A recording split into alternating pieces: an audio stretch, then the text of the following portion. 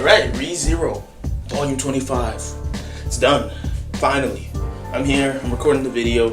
As you guys see, I'm in my Reid inspired outfit. We got the sticks. I am the stick swinger, inspired by this beautiful man right here.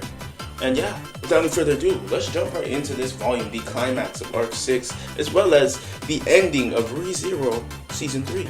Yes, this will probably be where the ReZero Season 3 actually ends, so I'll be covering both of those in this video. Without any further ado, let's jump right into this amazing story, the climax. Chapter 1. Blank. Alright, just to refresh everyone's memory to see where we left off, last volume we learned that Shaula was bound to the tower, and that when somebody breaks the tower rules, Shaula becomes that scorpion that ends up killing everyone. So Subaru resolves that he's gonna save Shaula, and of course save the rest of his friends from the 5 disasters that are coming towards the tower.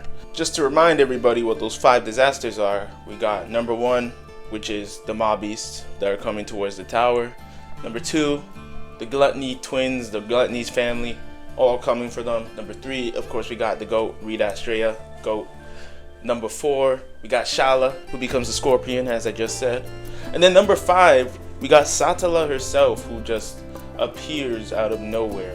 Like, it's ridiculous. Now, jumping into this volume, we have Subaru jumping straight into the action. And for the first time ever in the light novel, we actually don't see everything that goes on with Subaru's loops. In fact, the author just gave us bullet points of what Subaru learned in his many attempts. So yeah, Subaru's not able to stop Reid from doing whatever he wants and moving freely around the tower. And then lastly, which was interesting, he learns that Julius has a chance against Reid, which I'm like, how do you come to that conclusion? Julius? How the hell's he gonna beat Reid? Come on!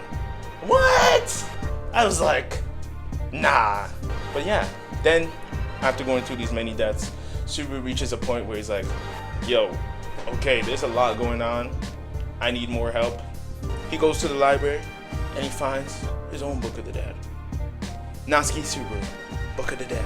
Which shouldn't have been there, but it was. Chapter 2. Natsuki Subaru.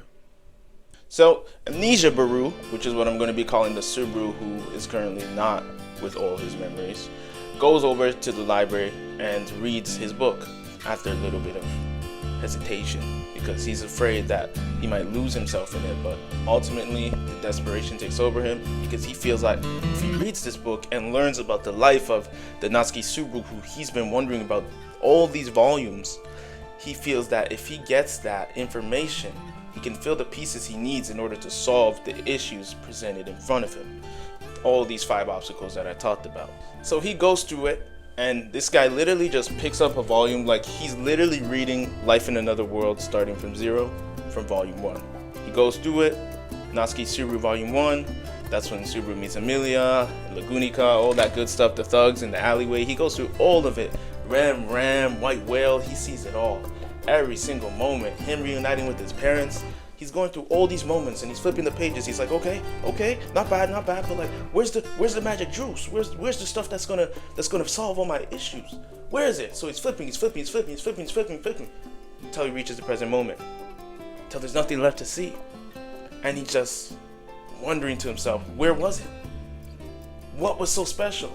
And then he finds himself in a room in front of himself, or to better word it, Natsuki Subaru. Amnesia Baru meets Natsuki Subaru for the first time. And Natsuki Subaru greets him, says, yo, what's up? And then he's like, you're the one who did this and that.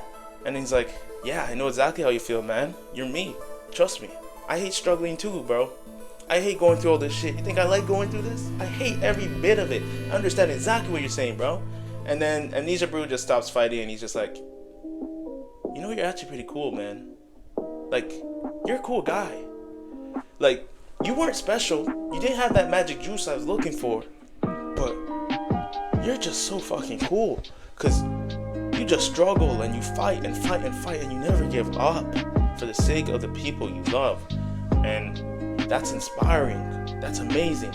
And this moment is just so powerful because it just showcases that Subaru isn't special in any type of maybe grand way, like chosen by God or anything like that. But what makes Subaru special is just his desire, his relentlessness, his taking a beating and getting back up. And it's just as simple as that. And to be told that message from himself, the closest person to him, the most intimate person who could possibly tell you that message, is just so beautiful. It's like this scene is literally an embodiment of self-love in the most literal way possible. Natsuki Subaru telling himself that he is so fucking cool, acknowledging himself, acknowledging the work he has put in, acknowledging his struggle, and then Natsuki Subaru in return acknowledges Emilia Baru's struggle, and it just creates this beautiful moment of just love of oneself, love of the flaws and just every aspect of yourself, and loving yourself for everything you are, because no one understands you more than you can understand yourself, at least in this example with Natsuki Subaru. So they both kind of reunite and bond through that mutual understanding of themselves, and it's just a beautiful scene altogether, like so beautiful, man. So after a bit of talking, Natsuki Subaru's like, hey, Emilia Baru, what do you think's gonna happen when we merge? Because they're in this white room. Emilia Baru's like, I don't know, but they're still chilling in there, and Emilia Baru's telling Subaru everything that's happened. He's telling him, I went through this and that to fill all the gaps, because Natsuki Subaru's been gone for like 2 volumes or so. So he's filling in all the gaps for him. He's saying, I did this, that. Shaula is actually a scorpion, but we can save her. All these things he's letting him know. And he's like, you know, I really enjoyed spending my time with everyone. This one I started getting emotional. He's like, I really enjoyed spending my time with everyone. You know, I was really happy to meet Beatrice. You know, I may not always like Julius, but he's a cool guy. You know, I'm so grateful I met Emilia. I love her so much. Oh man. And then Rem's my girl. And then they start fighting. He's like, Rem's your girl. Super's like, nah, Rem's my girl. And it's like hilarious, because it's like he's fighting himself over a girl. But like, he's basically saying, thank you for falling in love with Rem. Thank you for saying goodbye to your parents. Thank you for fighting. Thank you for doing this. Thank you for doing that. Thank you for saving Beatrice out of the library. Thank you. And it's so freaking amazing, because he's truly just thanking himself and showing the gratitude for everything he's done, reaffirming the fact that he's done some incredible things, despite his losses, despite his flaws, despite where he came short. He came through in the end, and that's what mattered more importantly than anything. And I think that's actually a huge theme in ReZero. It's not about how things start, but it's how it ends, and that's just a theme that reoccurs in the story. And then he's just like, thank you for this, and he's fading away, and Subaru's like, yeah, I really do respect you, Subaru. And it's just like, oh man, it's just so amazing, like, to just have that type of scene where it's like truly, I keep using this word, but it's like truly just self-love in its purest form, in the best way you could showcase it. Just telling yourself, like, hey, you, like, looking in the mirror and being like, hey, thank you for this, thank you for that, because people need to do that. I think people in real life need to do that. Thank yourself for what you've done for yourself, for how far you've come. Give yourself a pat on the back every now and then. And this scene is just like a reminder to do that. It's just amazing, like, by far the best, like some of the best stuff I've ever read in my life, hands down. But chapter ends with him saying, yeah, you're an amazing guy, Subaru. I respect you. And they merge. So now Subaru's back as one whole being. Chapter 3, Luis Arneb. Shortly after merging, Subaru confronts Luis Arneb, who appears before him, and Luis is in a state of complete shock and terror, because she had witnessed alongside Emilia Baru all of the experiences Subaru went through throughout the entire story. And she realizes that she does not want his memories or his experiences because they're too painful, they're too cruel. And she asks him, how was he able to go through all that and still remain standing here before her? And Subaru just doesn't really have an answer to her. I think he just doesn't respond, actually. And she's just like, you're a monster. And Subaru's like, I don't feel bad for this kid one bit. This kid has caused us so much trouble. This kid has done so much wrong. Gluttony has taken so many lives. I can't feel bad for this kid in front of me. And due to her terror, she basically forces Subaru outside of Reid, which is to his convenience, because he was not trying to stay there anyways. And yeah, Subaru gets sent back, and she remains in there. And apparently, Well, she went inside of Amnesia Baru, she split up into 2 pieces as well, just like Subaru. So there was another version of Louise Arneb there saying, hey, you were about to run off with the memories, weren't you? It was some weirdness going on, but she's like, you were gonna run off, and the other version of her gets paranoid and they start fighting each other, and Subaru's just, he's gone now, so they're just fighting each other. I guess it's her karma in the end. And yeah, she's just fighting herself inside of Odd Ragna. Who knows what happens? Do they merge? Does she die? I don't know. Cutting back to the other side, we see Subaru rushing into a battle between Emilia and one of the Gluttony brothers, Lai. Emilia's fighting Lai, and then Subaru pops up and he's like, Emilia! I'm your knight! I'm back! And she's like, Subaru! You're back! And at this point, everyone has forgotten Emilia, but the one person she valued most, seemingly, which is Subaru, remembered her, so she got the strength to fight again. And she basically beats the guy's ass and he runs away because Lai's a freaking coward. And yeah, Emilia's just very happy to see Subaru again, and it just shows how important Subaru is to her, really, because she was very depressed until Subaru popped up and said, hey, I remember you. And she even had an internal monologue. She's like, everyone's forgotten me, but I think I'll be alright because you remember me, which is amazing. Chapter 4. Ready, steady, go. Emilia and Subaru are now reunited, and Emilia asks Subaru if Amnesia Baru is still present within him, in which Subaru responds, yes, and he's also present within you as well, is what he says to Emilia. Emilia doesn't get it, but Subaru is basically just trying to say her memories of him keep him alive. Subaru and Emilia link up with the rest of them, everybody splits up, and the final matchups are decided, which is Ram versus Lai, which is the one who took Rem's memories, which is an interesting matchup. Then of course we got Julius versus Reid, who's also merged with Roy, so that's 2 birds with 1 stone if Julius wins. And then we have Subaru, Beatrice, and Meili tackling Shaula and the mobbies outside of the tower, while Emilia goes up the tower to the very top to complete the final trial, which is very interesting, man. This final one was crazy because the person waiting up there, oh my gosh, crazy reveals this arc. And yeah, pretty much everyone splits up. Chapter ends off. Chapter 5. Mental Death. Alright, so this chapter starts off with Emilia reaching the top of the tower and being greeted by the legendary dragon, the one who vowed to protect Lagunica, Volcania. Freaking crazy stuff. This guy's just here, and it's the real Volcania. It's just so strange. ReZero is so confusing. What is going on? What's he doing here? Is this known that he's here? Either way, he's here, and he's here for the final trial. Emilia asks him, okay, I'm here to take the trial, and he just keeps repeating the same thing. I am Volcania. By ancient oath, I ask thy will. And Emilia doesn't know what to do with that information. I think he's asking for what she wants, but Emilia doesn't really catch on to that. So she's just like, okay, I don't understand. What do I do? I'm here to start the trial. Why do you keep repeating the same thing? And Emilia basically describes it as, which is actually the name of the chapter, a mental death. So he was basically there for so long, his brain just rotted. He lived for too long. His brain doesn't even function. He's like completely senile.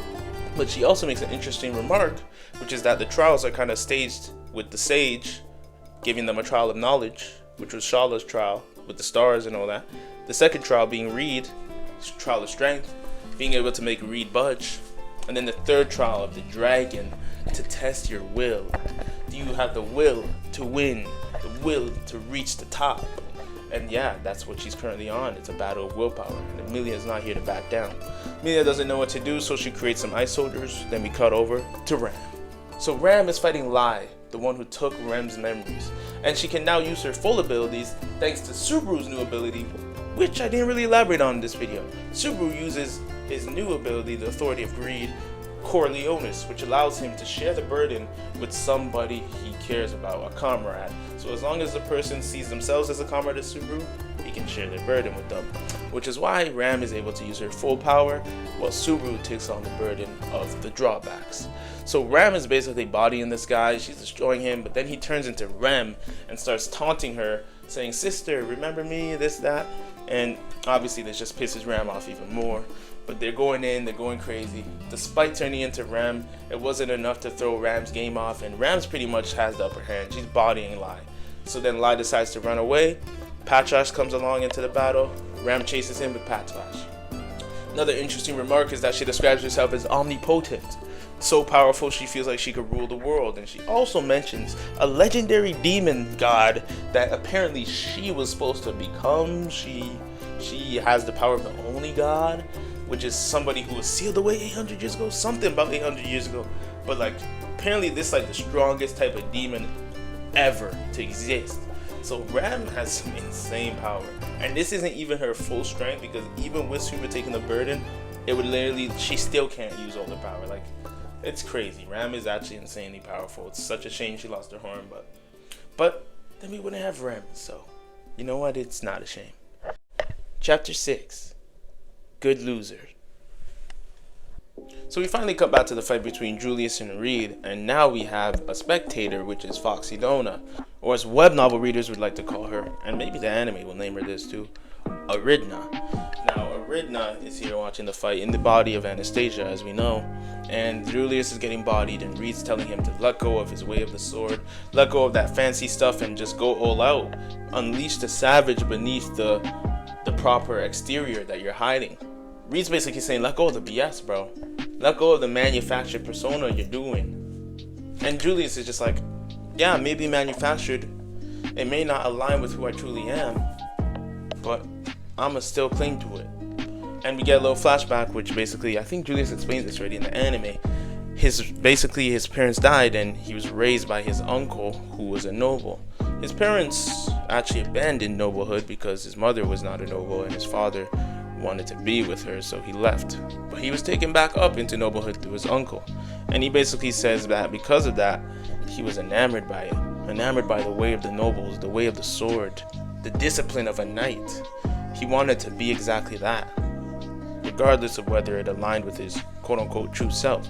And he admits that, hey, maybe if my parents didn't die, I would be someone else, but we'll never know. But he also believed that if he continued to hold on to those appearances, if he continued to hold on to the acts, if he continued to hold on to the actions that aligned him with his ideal version of himself, eventually he would become him. And that's so true, because that's like real manifestation. That's some real stuff he's doing there. Basically building a map towards who you want to be, which is an amazing thing to do. Honestly, I think there's nothing wrong with what Julius has done here. And I think it's actually inspiring, and that Julius is freaking amazing. He's an inspiration. You could be whatever you want to be is basically the message of Julius. But yeah, he goes a little back and forth. He just explains to Reid that, hey man, you're not going to change me.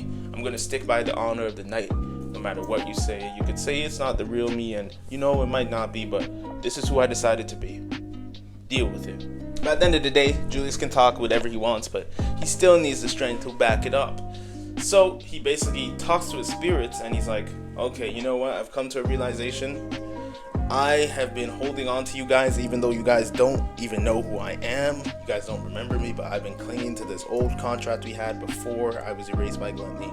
So he lets his spirits go, and then he brings them back to form a new contract to reintroduce himself to the spirits. And by reintroducing himself to the spirits, I don't know how this stuff works. I'll let someone else take over this next part, because I have no clue how the rest of this works. But either way, from what I understood, his spirits evolved. They became full-grown spirits, because before they were quasi-spirits, and now he has full-blown power that he didn't have before, because he reintroduced himself and he affirmed who he was to himself once again in front of the spirits. Because before, he was, I guess, clinging too much to his past image, but then he realized that I am Julius, the finest of knights. It doesn't matter if I'm not remembered. The way I live my life and knighthood are one and the same. There is no difference between knighthood and Julius.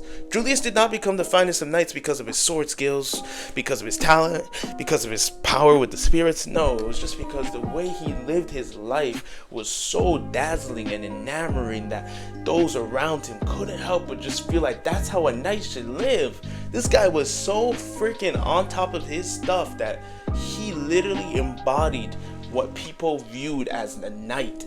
He created the definition. A commoner who rose from nothing became what a knight is to the kingdom of Lugunica. It's amazing. Julius' story is literally rags to riches. You can be whatever you want to be. It's freaking epic.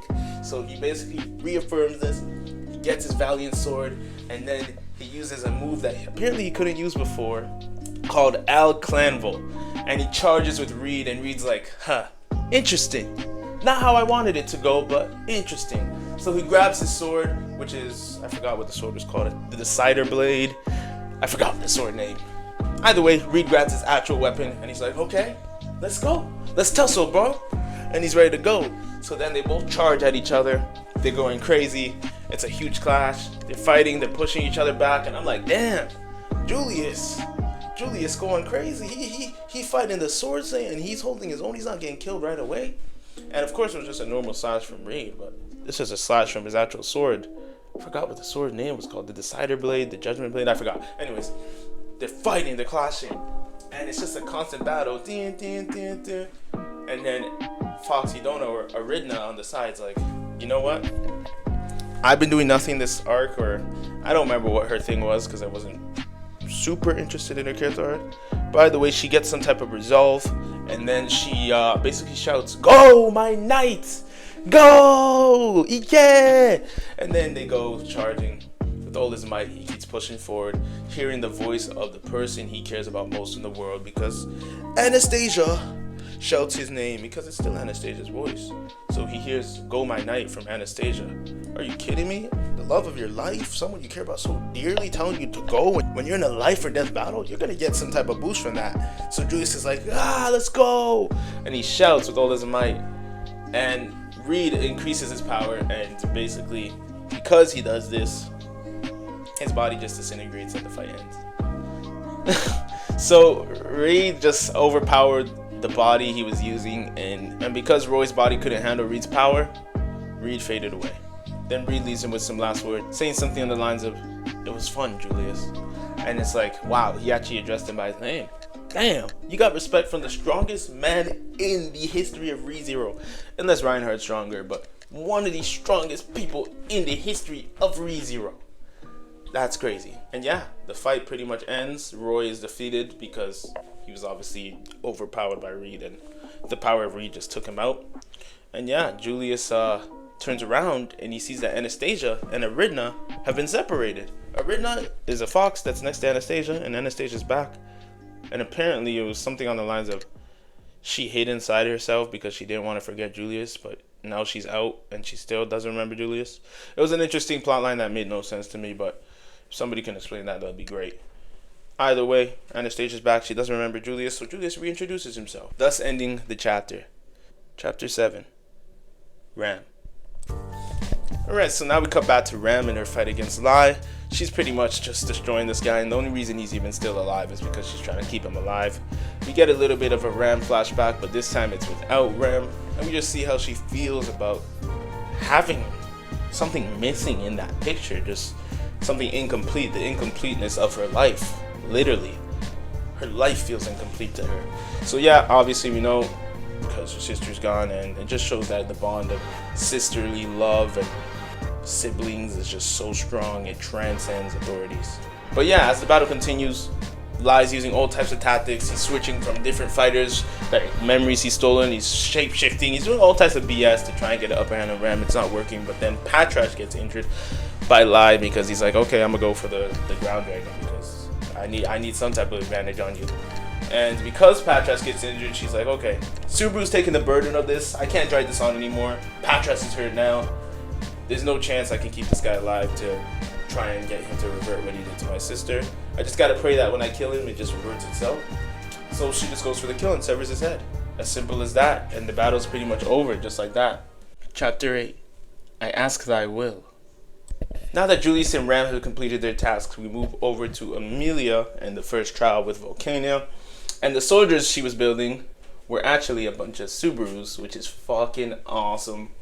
Because it's like, she's building soldiers. The easiest person to picture is Subaru, because she obviously sees a mental image, and of course it's her knight. So it's just perfect, it's full circle, it's beautiful, it's heartwarming, and I love when Tape does these little type of touches that yeah, I love that, man. Subaru soldier's like, of course. It's so right. It's just so right. Perfect. But she basically ends up wrestling with Volcania, climbing him, and like he's trying to flick her off of him, and he's flying higher and higher and higher and higher and higher. And she actually reaches a new floor, which is above the top floor, so the top floor, the highest possible floor, and she sees tablets with 7 handprints or something like that. And one of the handprints looks like hers, which is so interesting. I don't know why it looks like hers, but Satala related, I'm sure, because some reason they have the same exact appearance. So much mysteries in this story, man, but I'm assuming it was Satala's handprint and Emilia just somehow perfectly fits it. And I'm not going to fall into the trap. Tape wants us to think Emilia is Satala. That's the boring answer. I refuse to believe it's that simple. By the way, she reaches the top, and then the dragon calms down, and he's like, "What's your wish, Satala?" And he calls her Satala. She's like, "Satala, what the?" But the dragon calls her Satala, and then she's like, "Why are you calling me the name of the jealous witch?" And then he's like, "Jealous witch? Wait, that bitch? Never mind, I thought you were Satala." So then he comes for her, and then he tries to kill Emilia.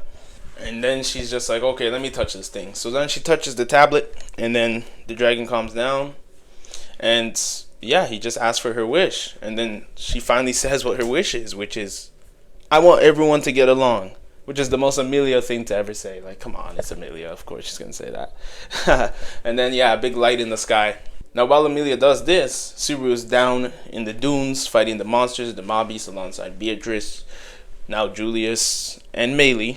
Meili's been injured, so she's kind of out of the picture right now. And yeah, that's pretty much where the chapter ends. The final showdown. Subaru basically confirms through his ability because he's not getting any more burden from Ram. So yeah, he knows that Ram's alright. He knows Emilia completed what she needs to do. And now he's like, okay, Julius did his thing too. It's time to finish this final boss. Shaula. Chapter 9. Shaula. So this chapter starts off with us going through Shaula's mind. She's a raging scorpion on the outside, but on the inside it's just Shaula. So we go through her mind, and we go through her trauma of being left behind by seemingly Subaru or Flugal, her master, and the trauma of just waiting 400 years for this person to come. And when he's finally here, he has to leave in a few days. He waited years for this, only for it to be gone in a few days. So obviously that's hard on Shaula, and it's weighing her down because it's sad. It really is sad. Then we flip back to the outside and we see Subaru and all of them fighting, and they come up with this crazy tactic because Meili comes back up. And basically, if I remember correctly, Subaru's playing tug of war with this freaking scorpion, and they're all trying to like basically flip the scorpion into the air and slam it down or something along the lines of that. But like the scorpion's overpowering him. And then Meili gets up and she requests all the mobbies to help. So when the anime gets to this, it's gonna be crazy. We got the whole freaking dunes. All the mobbies they fought in the dunes in the past. The bear, the 4-legged dudes. All of them helping them tug of war against this scorpion. And they're just all pulling. I would love to see the panel, man. I'd love to see just the artwork of what this looks like. But they're all pulling, and in unison, they're able to overpower Shaula, slam her to the ground, and then she starts reverting back to her normal self. They succeed in taking down the scorpion, but at what cost? So it continues, and then Subaru goes up to the scorpion, of course, and he talks to Shaula, and then Shaula, well, it's actually just Subaru and Shaula in this moment. I think they kind of having their own conversation. I don't think anyone else could hear them because they're like in their own dimension. Anime does this stuff where two characters are just talking in their own world. But yeah, they're talking in their own world, and she's basically just saying, "Master, I'm so glad to see you." Just the usual banter they have between each other, and she just tells him how much she loves him. Just plain and simple. She just says, "I love you, Master. I love you so much. You are my everything." And Subaru doesn't know how to take this, but he's at the point where he's like, I'm gonna just accept these feelings for what they are. Like, I don't know who Flugo is. I don't think I'm your master, but I love you too, Shaula. Like, he cares for her. Even though he won't say it out loud, we know he loves her. And because of that, he wants her to have the happy ending she deserves, which causes resentment for Flugo because she'll never have that ending because he knows he's not Flugo, and that Flugo is never coming back. But as they talk, Shaula's actually fading away. I'm gonna miss you. Like, as a reader, when she's asking him, "Are you gonna miss me?" I'm like, Shaula, fuck. I forgot to tell you guys I cried, man. I cried like a bitch reading this shit, man. This shit was freaking sad. I'm like, Shaula, man, what are you doing? What are you saying, Shaula? I had to cry when I was crying when Subaru was saying bye to himself. Now we gotta go through Shaula. I'm like, oh my God, what is this story doing to me? And she's like, well, you remember me? You know, maybe you wait for me next time. Let's switch it around. I don't want to do that anymore. It's just like, I'm like, fuck Shaula, fuck. Oh my God. And yeah, the chapter pretty much just ends with a love that didn't even fade after 400 years. And one of her last phrases was, 400 years is the day after tomorrow. I'm like, yo, what are these phrases? This author thinks he's cooking with that. I'm like, nah, you ain't cooking, bro. 400 years is the day after tomorrow. Come on, topic. What? Fuck Shaula. I was still crying. Don't get it wrong. That's just my logical brain talking, man. I was still crying, man. That shit was sad. But yeah, that's where the chapter ends. Chapter 10. Hero. And now finally for the final chapter. The group regroups back inside the tower. They were able to capture Roy. They did not kill him. And nobody remembers Ram. Something we were hoping would happen. Doesn't work out that way, sadly. Oh my God. It's just like, and then the ending of the chapter, man. Let's just go through it. So yeah, basically, things are dandy. Things are closing off. End of the arc. Yeah. And randomly, Luis spawns into the green room. Just what is going on, bro? I feel like I'm always left with more questions than answers in this series. Like, what is happening? So Luis spawns into the green room out of nowhere. The same Luis, guys. I'm talking about the same girl who was screaming in the odd Ragnar world. What is she doing here? But she spawns in, and because she spawns in, the fifth obstacle's back. The one we all forgot about. Satala now. Now Satala's here. So she comes into the world. She swallows everything up for the trillionth time. And Super's like, are you serious? I did all that. And now you're gonna pop up? I'm like, oh my God, why is this doing this to us? Why? But yeah, Satala comes. But it's crazy because Volcania is still awake. So when Sato is coming, consuming the world, all kinds of chaos is happening. Volcania comes, and he basically just blasts Subaru. He blasts Subaru outside of, I don't know where he blasts him to. He blasts Subaru, Rem, and Luis. And yeah, they're just sent out somewhere where we don't know. We don't even know where they are. He blasts them somewhere. And Subaru wakes up, and the girl who was asleep, Rem, wakes up. Rem finally wakes up, and now as a reader, you're like, okay, Rem. Who are you, Subaru?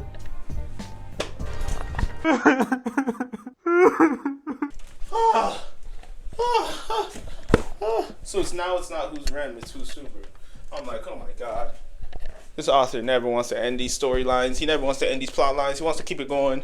I'm like, oh my God. Are you serious? We went through all that and we don't even get Rem back? Rem's just awake? That's it? I mean, she's awake. At least she'll do something. But, like, he has to reform his bond with her again from zero. That's the niche of the story, man. Starting from zero. Holy shoot. I would go crazy if I was Super. I don't know how he does it. I would have bashed my head into the floor 10 times over. But, despite how he feels, a little bit of crying, he's like, he reintroduces himself to her. I am your hero, Natsuki Subaru. We don't know where Subaru is. We don't know what's going on. But it ends with, this is where I'll start. I'll start a new bond with you here, Rem, from zero. And yeah, he's basically just starting from zero again. We don't even know what happened. There's too many questions. Sometimes the questions make me just want to drop on the floor and be like, yo, will I ever get the answers? Like, it's crazy. That's it, guys. So we got Rem back at the end of Arc 6. At the end of Season 3, you guys are going to see Rem. Yep, Rem's back. But in the worst, like, not in the worst, but, like, it's like, oh, man. That's how you going to do it, Tape? He really doesn't want anyone competing with Emilia. He making sure Rem is out of the competition. I don't know. But, yeah, that's where we ending off, man. Overall, review of Arc 6. If I had to rank it, it's not my favorite arc. My favorite arc still remains to be Arc 3 of ReZero, which I don't know if that's a hot take. It might be. That was my favorite arc. It still is. But this is definitely up there. Will I say it's better than Arc 5? Yeah. It might be better than Arc 5. Even that's hard to say. I feel like Arc 5 was really solid. I feel like I like the action in Arc 5. Nah, I don't know if I'd say it's better than Arc 5 either, which might be a crazy take to some people. I'd say it was good though. I'd give it a solid, give it an 8. Give it an 8 out of 10. ReZero Arc 6, I'll give it a strong 8. Yeah, it was good. It was lacking in action, I'd say, but it was very good character-wise, character writing-wise. I'll give it a 7. I'll give it an 8. I mean, give it an 8. But yeah, a lot of people say it's the best arc in ReZero. Personally, don't agree, but it was definitely a really solid arc. I'm looking forward to this next arc, Arc 7. I believe Subaru's in a new place now, so this should be interesting. But yeah, if you made it this far, thank you so much for watching the video. Yeah, I'm gonna keep making these videos, man. If you're still around, that's awesome. Have an awesome day, bro. Or girl. Let's go.